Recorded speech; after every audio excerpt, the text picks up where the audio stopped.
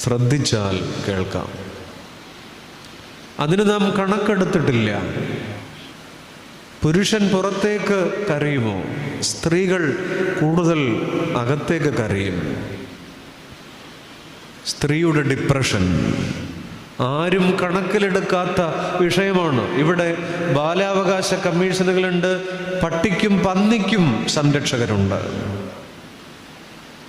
മനുഷ്യാവകാശ കമ്മീഷനുകളുണ്ട്.